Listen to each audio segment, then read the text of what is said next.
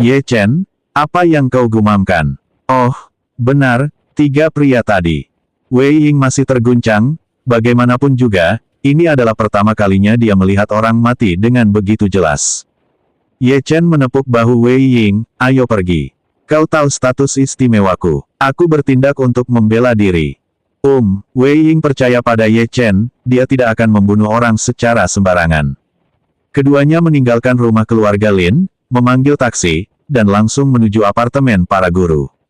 Keberadaan keluarga Lin di ibu kota terbongkar sepenuhnya setelah mereka kehilangan formasi mereka.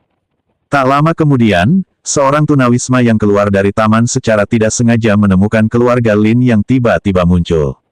Dia tampak agak terkejut, dan bahkan menggosok matanya.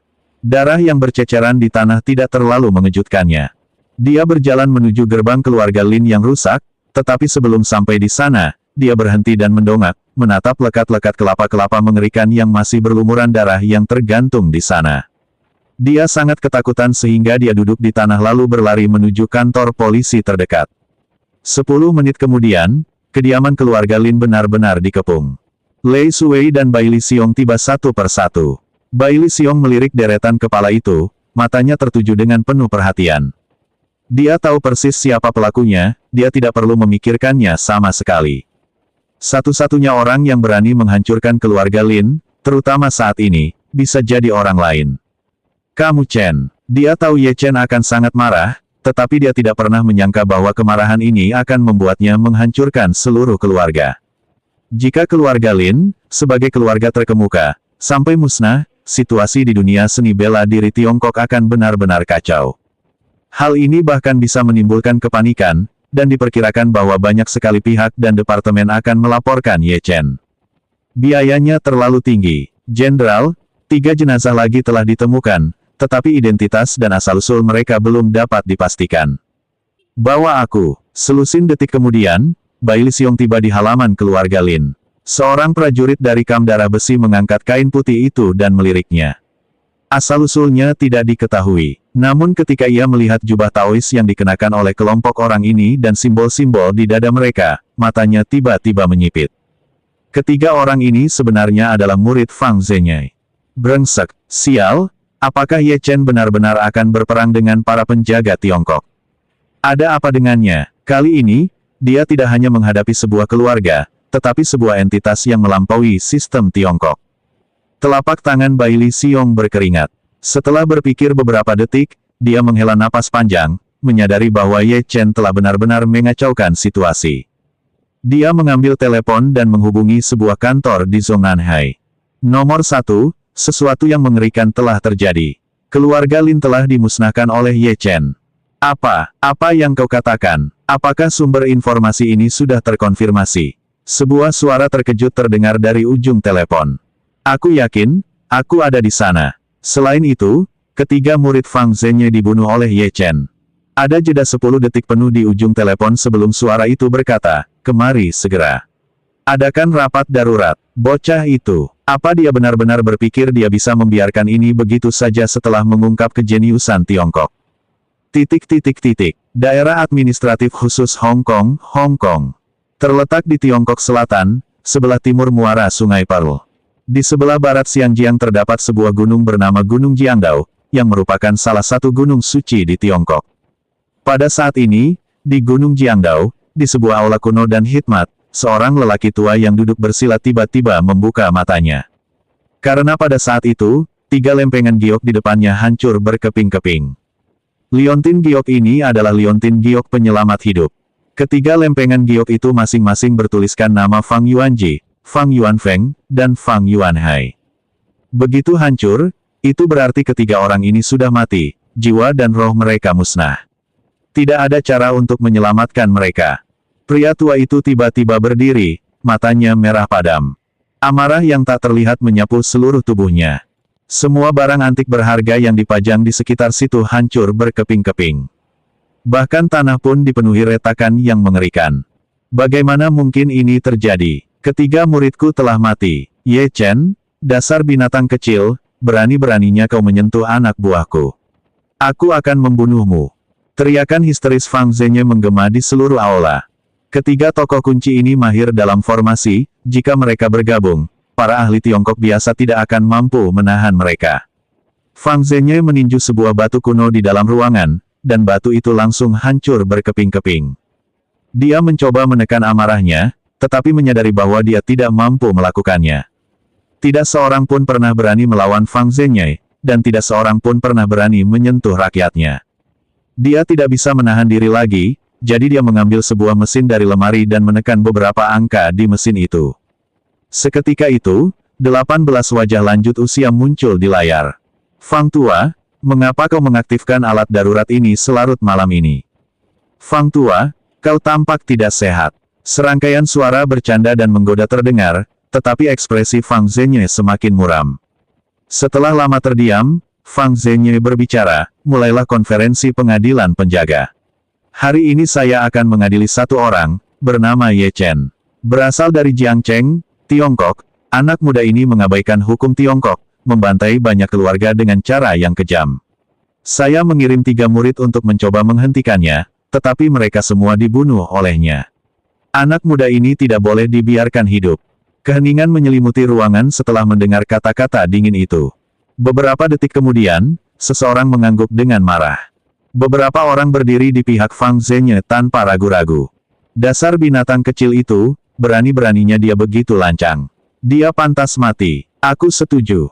Saya setuju. Namun, yang lain dengan cepat menyuarakan keberatan mereka, saya tidak setuju. Masalah ini masih perlu diselidiki, kata-kata Fang Zhenye saja tidak cukup. Saya tetap netral, ada sesuatu yang mencurigakan tentang ini. Fang Zhenye melirik sekelompok orang yang memiliki pendapat berbeda dan netral, lalu mencibir, apakah kalian pikir aku perlu berbohong? Apakah aku, seorang pelindung Tiongkok, akan menjebak seorang junior?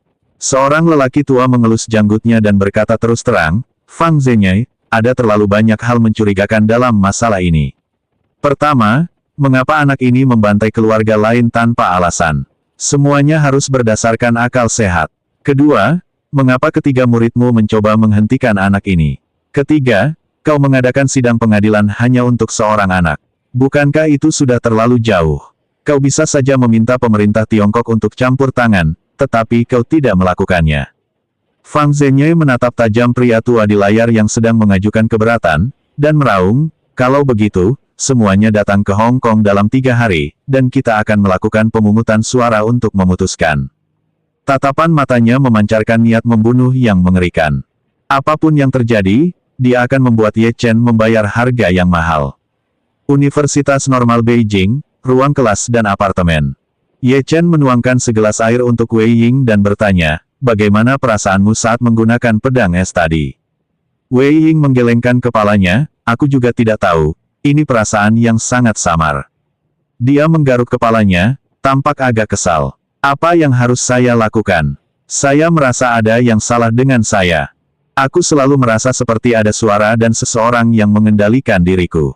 Pada akhirnya, dia mengungkapkan keraguannya. Saat ini, Ye Chen tak diragukan lagi adalah orang terbaik untuk tempat curhat.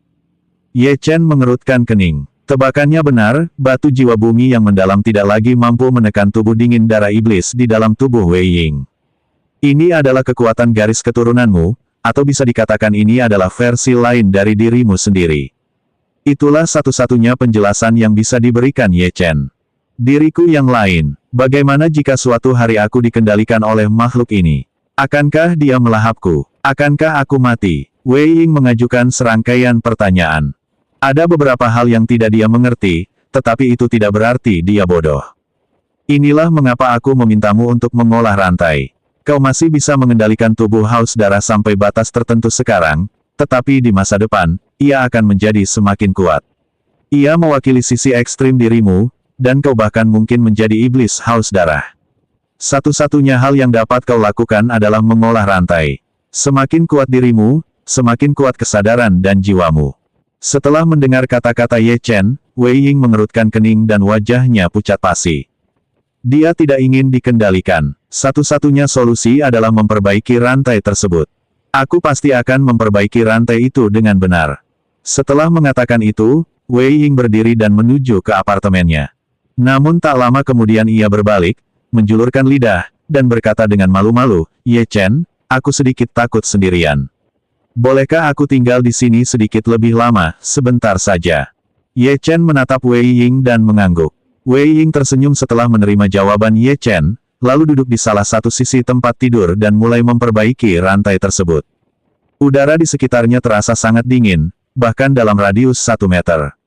Ye Chen mengabaikan Wei Ying dan mengeluarkan buku catatan yang diambil Bao Xinhe dari keluarga Lin di pemakaman reinkarnasi. Buku catatan itu berisi simbol dan karakter yang sangat kompleks. Hanya dia dan Ye Tianzeng yang bisa memahaminya. Sebagai contoh, kata "membunuh" akan diwakili oleh simbol garpu baja jika diungkapkan dalam bahasa sehari-hari antara ayah dan anak. Namun, karena kejadian itu sudah sangat lama, Ye Chen tidak dapat mengingat beberapa hal dengan jelas. Sang ayah tahu bahwa putranya akan pergi ke keluarga Lin untuk mencarinya, dan karena takut putranya akan tersentuh, ia menggunakan cara ini untuk mengungkapkan perasaannya. Ye Chen membalik halaman demi halaman, menerjemahkan setiap simbol ke dalam aksara Cina. Butuh waktu 1 jam penuh baginya untuk akhirnya memahami apa artinya. "Chener, aku tahu seharusnya kau sedang membaca surat ini sekarang. Kurasa aku seharusnya sudah terharu dan belum melihatku. Jangan kecewa.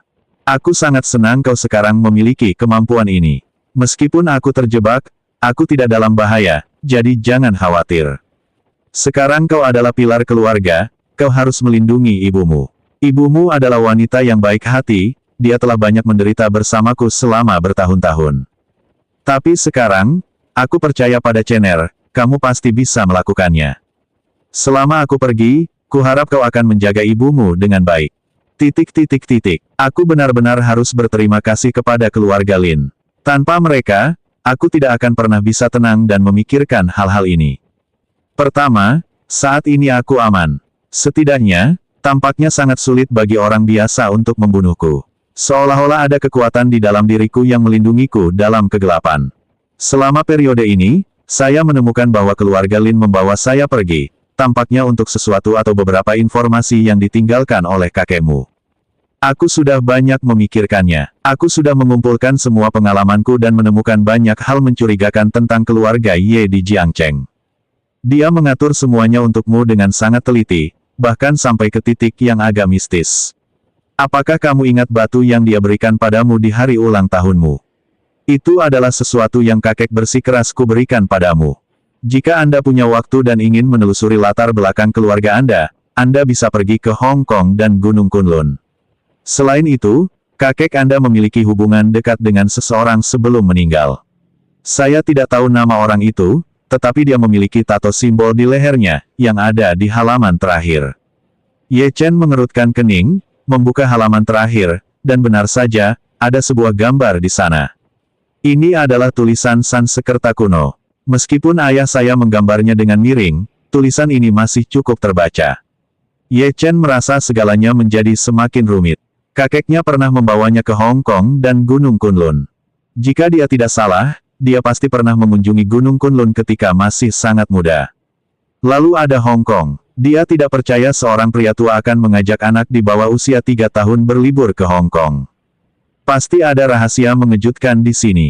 Ini menyangkut asal-usulnya, tempat pemakaman reinkarnasi, dan terlebih lagi, garis keturunan di dalam dirinya. Dia tiba-tiba teringat sebuah pepatah dari penguasa Dao pembantaian, jika dia memiliki akar fana, maka semua orang kuat di dunia akan menjadi tidak berguna. Ye Chen berjalan ke balkon, menyalakan sebatang rokok, dan membiarkan pikirannya melayang jauh. Hingga sebuah panggilan telepon berdering. Dari Zongnanhai, Tiongkok.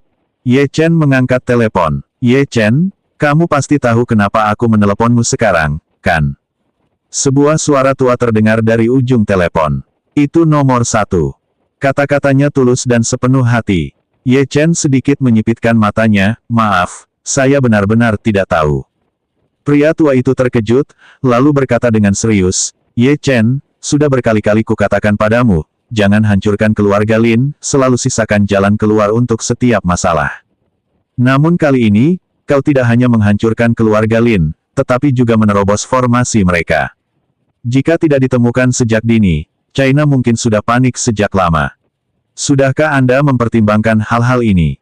Selain itu, hanya dalam 1 jam, saya menerima 600 dokumen yang merugikan Anda, dan beberapa bahkan berencana menggunakan pasukan rahasia Tiongkok untuk menekan Anda. Hah? Kau membunuh seorang pelindung Tiongkok, dan sudah berapa lama sejak itu? Kau sudah memusnahkan keluarga Lin. Bagaimana aku bisa membela dirimu? Kemarahanmu terlalu kuat, sangat kuat sehingga banyak orang di Tiongkok mengkritikmu. Baili Xiong dan aku telah membelamu, tetapi di hadapan tindakanmu, kata-kata kami menjadi sangat lemah. Di mata mereka, kesalahanmu jauh lebih besar daripada kebaikanmu terhadap Tiongkok. Kamu adalah sosok yang sangat berbahaya di Tiongkok. Ye Chen tersenyum, senyum dingin terpancar di wajahnya. Maksudmu, seharusnya aku tidak menghancurkan keluarga Lin. Bukan itu maksudku. Kau sudah keterlaluan. Kau telah melukai Lin Juelong dengan serius. Semua dendam harus berakhir di sini. Sekalipun kau ingin membunuh Lin Hao, sebaiknya jangan lakukan saat ini. Ada beberapa hal yang ingin kulakukan untukmu, tetapi aku tidak bisa. Masalahnya terlalu besar. Para penjaga Tiongkok praktis maha kuasa. Mereka dapat mengubah banyak hal, bahkan menentukan nasib seseorang, termasuk nasibmu. Aku bisa saja menutup mata terhadap kehancuran keluarga Lin, tapi mengapa kau membunuh ketiga murid Fang Zhenyi? Ini adalah bagian tersulit dari yang pertama. Untuk mencegah Fang Zhenyi marah, beberapa orang di pemerintahan Tiongkok telah mulai bersiap untuk mengambil tindakan terhadap Ye Chen. Selain itu, Ye Chen seperti bom waktu, yang menimbulkan ancaman besar bagi Tiongkok. Meskipun Ye Chen menghormati lelaki tua itu, dia tetap berkata, prinsipku tidak akan berubah. Apalagi ketiga murid Fang Zhenyi, bahkan jika Fang Zhenyi sendiri ada di depanku, aku akan melakukan segala daya untuk membunuhnya. Jika kau memanggilku hanya untuk ini, maka aku akan menutup telepon. Tepat ketika Ye Chen hendak menutup telepon, sebuah suara terdengar dari ujung telepon, sebaiknya kau meninggalkan Beijing untuk sementara waktu, lebih baik lagi meninggalkan China, semakin cepat semakin baik. Dia kembali ke ruang tamu, melirik Wei Ying yang sedang memperbaiki rantai, dan tanpa berkata apa-apa, menutup matanya dan mulai melancarkan teknik yang mendalam 9 langit. Saat ini, ayah dan Lin Juelong yang terluka pasti sudah dipindahkan ke pihak Fang Zhenyi. Di manakah Fang Zhenyi, tokoh kuncinya? Dia sama sekali tidak tahu. Ada banyak sekali jalan menuju kesuksesan, tetapi kekuatan adalah satu-satunya jalan sejati menuju kemenangan. Ah, kita hanya bisa melakukannya selangkah demi selangkah. Keesokan harinya, Ye Chen membuka matanya dan mendapati Wei Ying telah bangun dan tampak sehat. Ye Chen, kamu sudah bangun. Aku sudah membuatkanmu sarapan, kamu bisa mencicipinya. Terima kasih. Setelah Ye Chen selesai sarapan, dia hendak keluar ketika dia mendengar ketukan di pintu. Dia adalah Bao Xinhe. Tuan Ye, saya harap saya tidak mengganggu istirahat Anda. Saya datang ke sini pagi-pagi sekali karena urusan leluhur. Mendengar itu, mata Ye Chen berbinar. Mungkinkah kepala keluarga Bao, pelindung Tiongkok, telah tiba di Beijing lebih awal dari jadwal? Apakah dia sudah tiba? Bao Xinhe tampak agak menyesal dan berkata, Tuan Ye, ada sesuatu yang tidak beres. Tuan tua mungkin tidak bisa datang ke Beijing karena beliau harus pergi ke Hong Kong terlebih dahulu. Hong Kong. Ye Chen merasa agak sensitif tentang tempat ini, karena ayahnya telah menyebutkannya dalam suratnya kemarin. Mungkinkah Hong Kong agak aneh? Bao Xinhe mengangguk, Tuan Ye, menurut Patriark, para wali Tiongkok akan mengadakan pertemuan di Hong Kong kali ini. Isi pertemuan tersebut adalah untuk memberikan suara pada kasus Anda. Jika cukup banyak suara yang diberikan, bukan hanya Tuan Ye yang akan mendapat masalah, tetapi juga. Lalu apa? Bao Xinhe ragu-ragu selama beberapa detik, tetapi di bawah tekanan Ye Chen, dia tetap berkata, selain itu, seluruh keluargamu akan dieksekusi, termasuk 9 generasi kerabatmu. Keluargamu dan semua temanmu tidak akan luput. Mendengar itu, mata Ye Chen tiba-tiba dipenuhi amarah. Ini adalah perseteruan antara dia dan Fang Zhenyi, jadi mengapa melibatkan teman dan keluarganya? Jelas sekali, Fang Zhenyi akan mempersulit dirinya sendiri. Rumput, niat membunuh membara di sekitarnya. Tiba-tiba, dia teringat sesuatu dan bertanya pada Bao Xinhe, apakah semua orang akan hadir dalam pertemuan ini, termasuk Fang Zhenyi? Memang seharusnya seperti itu. Tiba-tiba, Bao Xinhe sepertinya menyadari sesuatu, Tuan Ye, Anda tidak berencana pergi ke Hong Kong, kan? Anda tidak bisa pergi ke Hong Kong.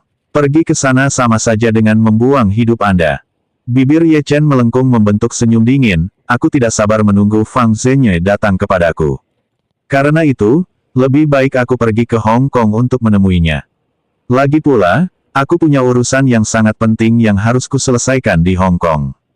Setelah mengatakan itu, Ye Chen tiba-tiba menyadari sesuatu, dan tatapan dinginnya langsung tertuju ke pintu. Bang! Gerbang itu diledakkan hingga terbuka. Pintu keamanan itu hampir bengkok dan berubah bentuk. Pada saat yang sama, puluhan individu perkasa yang mengenakan seragam tempur bersenjata, memancarkan aura yang menakutkan, menyerbu masuk. Orang-orang ini, bersenjata, memiliki tatapan mata dingin dan seragam tempur bertuliskan, China. Dilihat dari aura mereka, kelompok orang ini berada di atas alam pemisahan dan persatuan. Menarik, tampaknya inilah kekuatan tersembunyi China yang disebutkan oleh nomor 1. Tidak hanya itu, Ye Chen mengenali senjata-senjata di tangan kelompok orang ini, itu adalah senjata berteknologi tinggi yang dirancang khusus untuk menekan para kultivator dan ahli bela diri kuno. Ini sangat berharga, dia pernah melihatnya sebelumnya di pegunungan Qinling, tetapi barang-barang yang dimiliki orang-orang ini jelas lebih halus dan lengkap. Dengan kekuatan dan senjata seperti itu, sebagian besar tokoh berpengaruh di Tiongkok dapat ditundukkan. Wei Ying dan Bao Xinhe berada dalam keadaan siaga tinggi. Tepat ketika ketegangan hendak meningkat, seorang pria parubaya muncul dari kerumunan. Pria parubaya itu, dengan wajah persegi dan aura yang menakutkan, mendekati Ye Chen dan menyerahkan sebuah dokumen kepadanya. Ye Chen, dokumen ini telah disetujui oleh atasan kami. Mohon kerja sama Anda, segala penolakan akan berakibat fatal. Mendengar itu, Ye Chen dengan tenang duduk di sofa. Aku cukup suka pintu ini, tapi kau telah merusaknya. Kau punya waktu 10 menit untuk mengembalikannya ke keadaan semula. Percakapan terhenti sejenak. Ye Chen mengangkat kepalanya, matanya seperti bintang dingin, jika kau tidak melakukan ini, kau akan menanggung akibatnya. Ini adalah serangan balik terkuat Ye Chen. Mata pria berwajah persegi itu menyipit ketika mendengar ancaman dingin Ye Chen. Dia sudah tahu segalanya tentang Ye Chen saat dia tiba. Penilaian di atas terhadap pria ini dapat disimpulkan hanya dalam beberapa kata, sangat arogan dan berbahaya. Dia tidak berani lengah dan mengerahkan puluhan tentara Tiongkok yang bersembunyi di balik bayangan. Setiap orang bahkan dilengkapi dengan senjata khusus terbaru, yang dirancang khusus untuk menargetkan individu seperti Ye Chen. Namun siapa sangka, dengan begitu banyak senjata yang diarahkan kepadanya, Ye Chen sama sekali tidak menunjukkan rasa takut. Apakah anak ini benar-benar begitu sombong sehingga dia berpikir tidak ada seorang pun di dunia ini yang bisa menandinginya? Memang benar bahwa Ye Chen menggunakan teknik rahasia untuk membunuh para penjaga Tiongkok, tetapi bisakah dia benar-benar membunuh 19 penjaga Tiongkok yang tersisa? Pria berwajah persegi itu meletakkan dokumen-dokumen di tangannya di atas meja dan berkata dengan tegas, Ye Chen, mengingat kau telah mempertaruhkan nyawamu untuk menyelamatkan Sang Jenderal, aku tidak ingin menggunakan kekerasan untuk menekanmu. Kau hanya perlu ikut bersama kami sekali saja, dan itu akan dianggap sebagai kerja sama dalam penyelidikan. Ye Chen melirik arlojinya, tetap tenang, dan berkata dengan tenang, tersisa 8 menit. Jika sekelompok orang ini mengetuk pintunya dan mengundangnya, dia mungkin akan bekerja sama. Mereka baru saja mendobrak pintu, apakah mereka mengharapkan saya untuk memaafkan mereka? Sekalipun pihak lawan adalah kekuatan resmi Tiongkok, Ye Chen tidak akan memberi mereka kehormatan sedikitpun. Sekalipun Bai Li Xiong datang, hasilnya akan tetap sama. Ekspresi pria berwajah persegi itu sedikit berubah, matanya berkilat dengan cahaya yang ganas, Ye Chen, jika kau tidak bekerja sama, konsekuensinya akan berat. Ini peringatan pertamamu. Peringatan kedua, melihat Ye Chen tetap tidak terpengaruh, karena itu, kami tidak punya pilihan selain menyinggung perasaanmu. Ayo kita lakukan. Begitu dia selesai berbicara, 10 dari mereka menembakkan 1 peluru. Namun, peluru-peluru itu tidak mengenai Ye Chen, melainkan menghantam dinding di semua sisi. Pada saat yang sama, sinar laser yang tak terhitung jumlahnya berkedip, berdekatan satu sama lain. Laser memblokir semua jalan keluar dari apartemen ruang kelas, dan sebuah kekuatan tak terlihat tiba-tiba menyusut. Bao Xinhe hendak bergerak ketika dia menyadari bahwa sebuah kekuatan tak terlihat sedang mengendalikan dantiannya. Aku tidak bisa menggunakan energi sejatiku. Ekspresinya berubah, dan dia dengan cepat menatap Ye Chen, Tuan Ye, benda-benda ini ternyata dapat mencegah penggunaan energi sejati di sini. Wajah Wei Ying juga pucat, dan dia bahkan merasa sedikit tidak nyaman, seolah-olah dia akan sesak napas. Ye Chen tentu saja juga menyadari ada sesuatu yang salah. Laser dan peluru aneh yang ditembakkan oleh orang-orang ini tampak seperti susunan jebakan. Di dalam formasi itu, semuanya tertutup rapat. Apakah China benar-benar memiliki metode seperti itu? Pria berwajah persegi itu memperhatikan keterkejutan ketiga orang tersebut dan senyum dingin muncul di bibirnya. Ye Chen, kau tidak bisa menggunakan energi sejatimu sekarang, jadi kau bisa bekerja sama, kan? Tepat ketika dia hendak melangkah maju dan membawa Ye Chen pergi, Ye Chen angkat bicara, 5 menit lagi. Mendengar itu, kilatan amarah muncul di mata pria berwajah persegi itu. Dia mengubah tinjunya menjadi cakar dan menghantamkannya dengan keras ke bahu Ye Chen. Tanpa ki sejati, tidak ada kemampuan untuk bertarung. Dia bisa dengan mudah mengalahkan Ye Chen. Tepat ketika kelima jari itu hendak melesat menembus udara dan menyentuh Ye Chen, mata Ye Chen menyipit, dan tangan kanannya tiba-tiba terulur, menggambar lengkungan yang elegan. Detik berikutnya, dia meraih pergelangan tangan pria berwajah persegi itu. Lepaskan kekuatanmu. Dengan suara, krek pergelangan tangan pria berwajah persegi itu patah. Rasa sakit yang hebat membuat wajahnya meringis, lalu dia menarik belati dari pinggangnya dan menebas tangan yang telah menyerang Ye Chen. Dia tidak pernah menyangka Ye Chen akan berani melawan. Karena dia memberontak, dia tidak perlu lagi mengkhawatirkan banyak hal. Namun sebelum belati itu sempat diayunkan, tangan Ye Chen sudah berada di belati tersebut. Aura yang mengelilingi. Dengan bunyi, krek, belati itu patah menjadi 2. Mata pria berwajah persegi itu melebar. Dia jelas tidak bisa menggunakan energi sejatinya di sini, jadi apa yang ada di tangan Ye Chen? Dia bahkan bisa merasakan dengan jelas energi sejati yang kuat yang terpancar dari tangan Ye Chen. Tersisa 2 menit, sebuah suara yang hampa terdengar di telinganya. Ye Chen sudah berdiri, tubuhnya bergerak cepat, kelima jarinya dengan tepat mencengkeram leher pria berwajah persegi itu. Hanya dengan sedikit usaha, sebuah kepala akan tercabik-cabik tanpa ampun. Darah menyembur keluar. Para prajurit merasa ngeri ketika melihat ini. Semua senjata diarahkan ke Ye Chen, tetapi tidak ada yang berani bergerak. Nyawa pemimpin mereka berada di tangan Ye Chen. Kuncinya adalah Ye Chen bertindak terlalu cepat. Pada saat itu, pria berwajah persegi itu dapat dengan jelas merasakan dirinya diselimuti oleh aura kematian. Hal ini menyebabkan dia merasakan sakit yang luar biasa. Hidup dan mati dipertaruhkan, bergantung pada keputusan pemuda itu. Ye Chen, jangan membuat kesalahan lagi. Jika kau membunuhku, kau akan menjadikan Tiongkok musuh. Jika kau pergi sekarang dan melepaskan semuanya, masih ada ruang untuk bermanuver. Aku hanya mengikuti perintah. Tatapan Ye Chen dingin, aku sudah memberimu kesempatan, tapi kau tidak menghargainya. Kekuatan kelima jarinya semakin bertambah kuat, dan dia bahkan mengangkat pria berwajah persegi itu. Tepat ketika dia hendak bergerak, Lei Sui muncul di pintu. Tuan Ye, mohon berbelas kasih. China belum menentukan hakikat masalah ini. Anda hanya perlu menjalankan prosedur saja. Saya mohon kepada Anda, Tuan Ye, untuk mengampuni orang ini demi saya. Lei Sui sangat mengenal kepribadian Ye Chen. Apalagi identitas pria berwajah kotak itu, bahkan jika dia memang dia, iblis ini belum tentu akan menghormatinya. Ye Chen melirik Lei Sui, tatapannya yang penuh kekerasan sedikit melunak.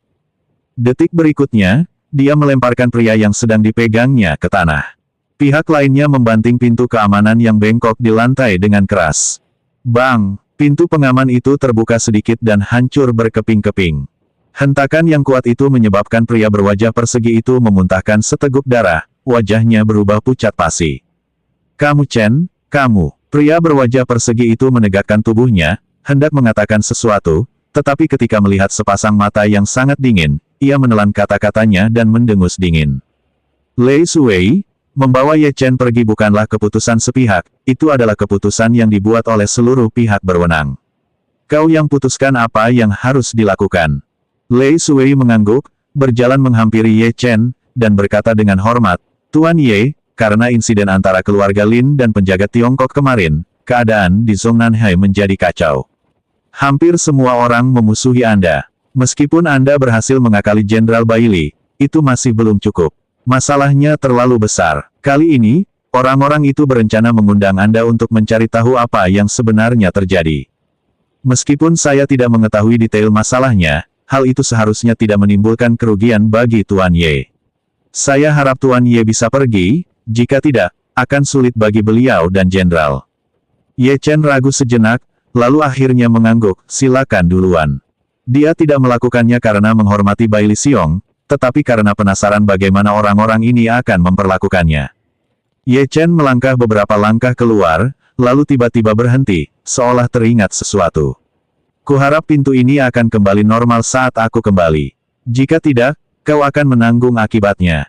Wajah pria berwajah persegi itu memucat, dia ingin membalas, tetapi tidak berani. Ye Chen mengucapkan kata-kata terakhir ini sebelum menuju lift bersama Lei Suwei. Sekitar 20 menit kemudian, mobil itu memasuki sebuah istana yang megah. Istana ini dihiasi dengan simbol-simbol peradaban Tiongkok. Tidak hanya itu, tetapi di bagian paling atas terdapat beberapa karakter kuat berhiaskan emas, pengadilan seni bela diri. Ratusan tentara, yang memancarkan aura seni bela diri, berpatroli di luar. Dari segala arah, timur, barat, selatan, dan utara, Ye Chen bisa merasakan sepasang mata dingin diam-diam mengawasinya. Orang-orang ini sangat kuat, hal itu bahkan membuat Ye Chen merasa sedikit terancam. Sepertinya China tidak sesederhana kelihatannya.